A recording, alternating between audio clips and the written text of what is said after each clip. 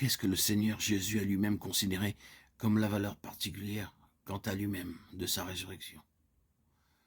La réponse se trouve dans ces mots que nous lisons dans Luc 12, 49, 50. Je suis venu jeter un feu sur la terre. Et qu'ai-je à désirer si seulement il était déjà allumé? Il y a un baptême dont je dois être baptisé, combien il me tarde qu'il soit accompli. Il n'y a aucun doute qu'il est en train de parler du baptême de sa croix, de sa passion. Et il perce du regard le baptême et pense à l'autre côté, comme sa délivrance.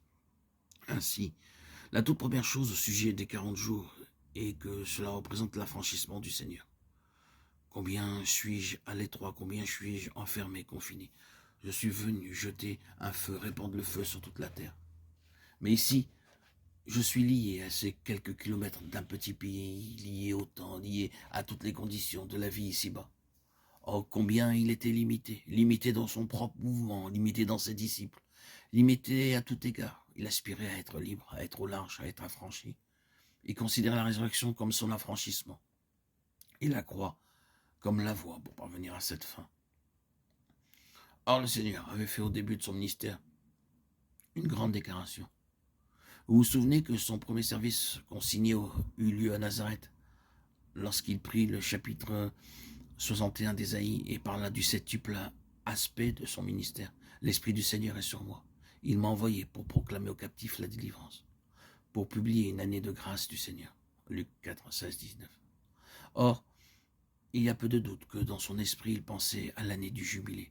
Car ces paroles d'Ésaïe font écho à celles qui se trouvent dans Lévitique 25, 10 concernant l'année du jubilé, la 50e année, celle du relâche, quand tout ce qui était tombé sous l'esclavage, hommes, femmes, enfants, maisons, terre ou quoi que ce soit d'autre, devait être libéré. Et ainsi, tout au début de son ministère, il a dit en quelque sorte, je suis venu à cause du jubilé de Dieu, la 50e année de Dieu, l'année de la délivrance du Seigneur.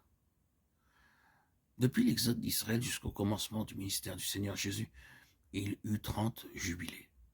Un sujet intéressant d'étude biblique pour vous si vous voulez. Voici le 30e jubilé qui commence. Donc, quand le Seigneur Jésus fit la déclaration dans les termes de l'Écriture, proclamer aux captifs la délivrance, aux aveugles le recouvrement de la vue, renvoyer libres les opprimés, il savait ce qu'il voulait dire. Il annonçait qu'il était venu pour introduire le plus grand de tous les jubilés. La réalisation, l'accomplissement effectif de cela était pour encore un peu plus tard, peut-être 3 ans et demi plus avant, mais cela pris effet durant les 40 jours, et comme en étant la conséquence. Cela prit effet en premier lieu quant à lui-même. Par la résurrection, il entra en possession de sa propre délivrance, de sa complète émancipation, il fut libéré. Voyez-le maintenant, aucune limitation géographique ne peut le retenir. Il est en dehors de tout cela. Aucune limite de temps ne peut le retenir. Aucun de ces anciens traits de limitation et d'étroitesse ne prévalent à présent. Le temps n'importe pas, ni la distance. Il est hors de ces choses. Le jour de sa résurrection, il marcha avec 2 disciples jusqu'à Emmaüs, rompit le pain avec eux et disparut. Ils retournèrent en courant à Jérusalem pour raconter la nouvelle, mais il était là avant eux. Ce fut ainsi constamment. C'est un exercice instructif de cataloguer toutes les marques de sa délivrance pendant ces 40 jours.